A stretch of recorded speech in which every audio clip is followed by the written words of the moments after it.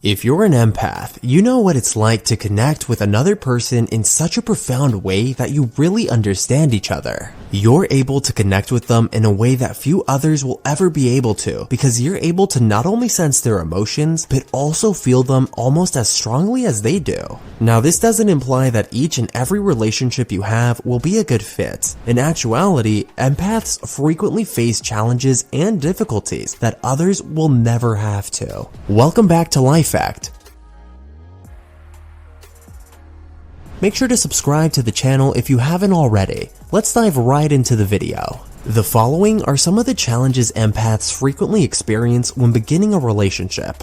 Being the dramatic or overly sensitive one. Many empaths experience regular disregard. After all, in our society, independence and distance from others are valued more highly than strong emotions or closeness. Empaths may cry, get angry, or get upset when others are struggling because they're sensitive to other people's feelings. As a result, they may be ridiculed for being overly sentimental. In fact, rather than being seen as supportive, people may think that empaths are purposefully drawing attention back to themselves or simply acting in accordance with other people's wishes. Overwhelming emotions. Empaths frequently feel overwhelmed because they're able to physically experience other people's emotions. This is particularly true if they're in a relationship with a highly emotional person. Excellent examples include partners who have trouble controlling their emotions or who work in mentally or physically demanding professions, such as paramedics or surgeons. As a result of having to balance their own emotions and their partner's emotions at the same time, empaths who live with highly emotional partners or spouses may become overwhelmed more frequently.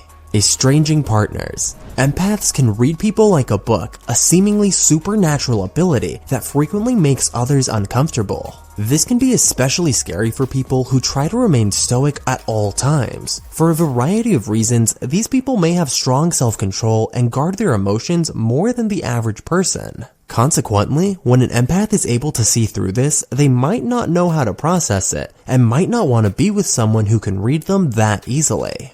Narcissistic codependency. Unfortunately, relationships between empaths and narcissists are among the most prevalent and unhealthy relationship types. While empaths are natural givers who are actually aware of others' needs, narcissists are natural takers who enjoy being catered to. The empath feels solely responsible for their partner's happiness in this kind of relationship. Because of this, they hyper-focus on their partner's needs and, in essence, give up their own happiness to make the narcissist happy. The empath becomes more and more worn out until they give up because the narcissistic partner doesn't reciprocate. If you can relate to any of these difficulties, we'd like to share some tips that will make it easier for you to enter into personal relationships. Number 1. You're not responsible for regulating other people's emotions on their behalf. Empaths always feel what their partners are feeling, whether it's joy from a job promotion or sadness from difficult personal circumstances. In the second situation, many empaths work to make their partners feel better so that they can both benefit. This is a form of selfless altruism because if their partner is happier, they'll be as well. In circumstances like this, it's critical to consider your priorities. Do you place their relief at the top of your priority list or yours?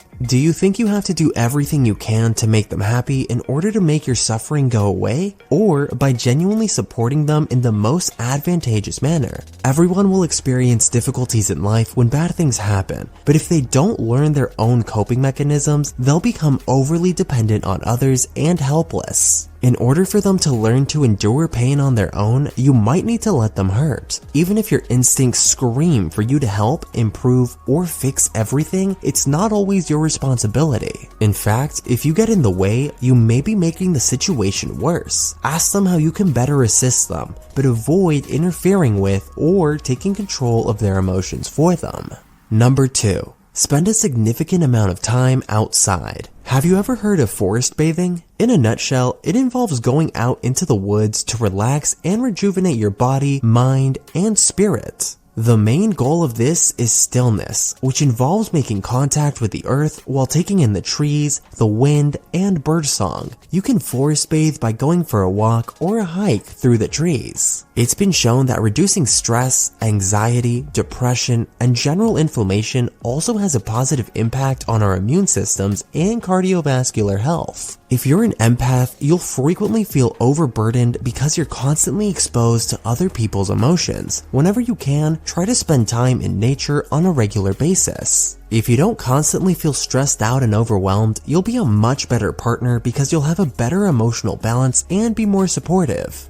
Number 3. Don't immerse yourself in other people's emotions. This one may seem easier said than done if you don't yet have much control over your capacity for empathy. Think of it as accepting that you can feel your partner's emotions without assuming that you're feeling them yourself. It's similar to the difference between noticing that your partner's getting hot in the sun and rushing outside to get sunburnt yourself. It's important to learn how to shield yourself with protective energy so that you don't feel like you have to carry their feelings with you. It's nice that you want to help them, but you don't need to carry their emotions.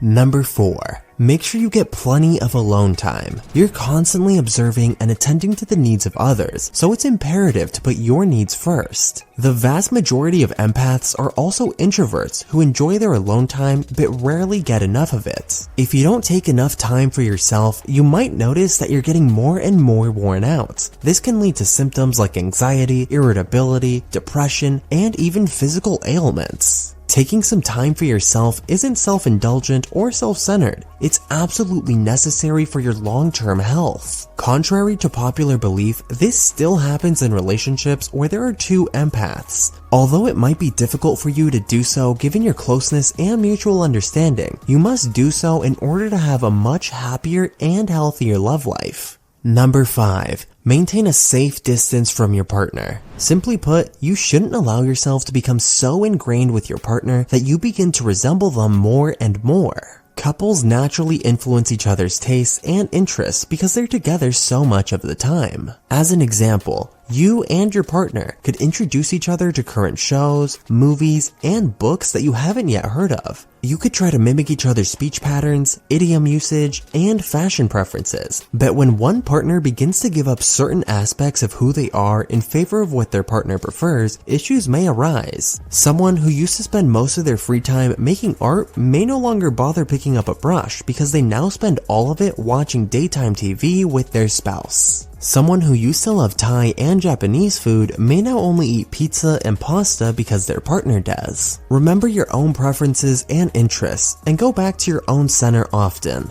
We hope you enjoyed today's video and can use the tips to better take care of yourself when entering the dating world. Please consider subscribing for more videos like this and leaving a like and a comment to share any tips you've personally found helpful. See you in the next video. Thanks for watching Life Act.